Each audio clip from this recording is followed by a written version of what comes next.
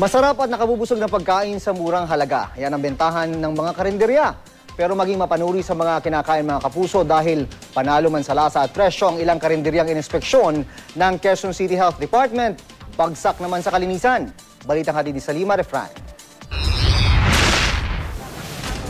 Patok na patok sa mga parokyano ang mainit-init na goto na ito sa isang night market sa may Comonwealth Avenue, corner Batasan sa Quezon City. Sa itsura at amoy pa lang, siguradong solve na ang gutom nyo. Pero ang hilera ng gotohan at karinderya na ito, lagpak daw sa kalinisan. Dahil dito, isinama ng GMA News ang Quezon City Health Department para mag-inspeksyon sa mga kainan. Sa aming pag-iikot, tumambad sa amin ang drum-drum na maruruming tubig na ginagawang hugasan ng kamay at ng pinagkainan.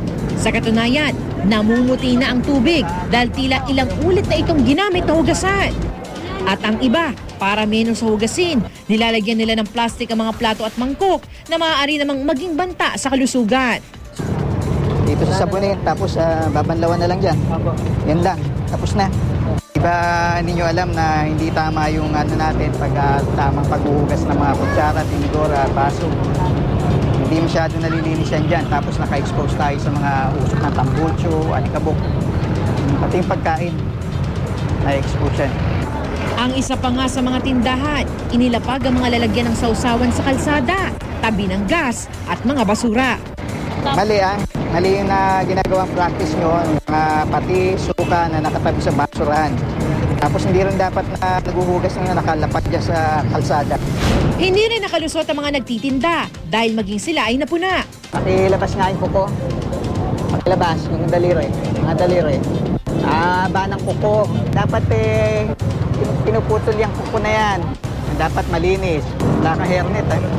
At dahil sa paglabag sa Sanitation Code of the Philippines at mga ordinansa ng Quezon City, pansamantalang pinatitigil ng Health Department ang operasyon nila hanggat hindi sumusunod sa tamang pamantayan ng pagluluto at pagbibenta ng pagkain. Ngayon, ina-advise natin lahat sila, isa-subject natin sila sa tinatawag natin ng na food safety seminar sa Quezon City Health Department para magbigyan sila ng sapat na kaalaman tungkol sa proper hygiene, pati sa food preparation, from farm to fork, ang pagkain, kung paano masasabi natin ito ay safe at walang sakit na dala-dala at hindi makakapinsala sa ating mga customer.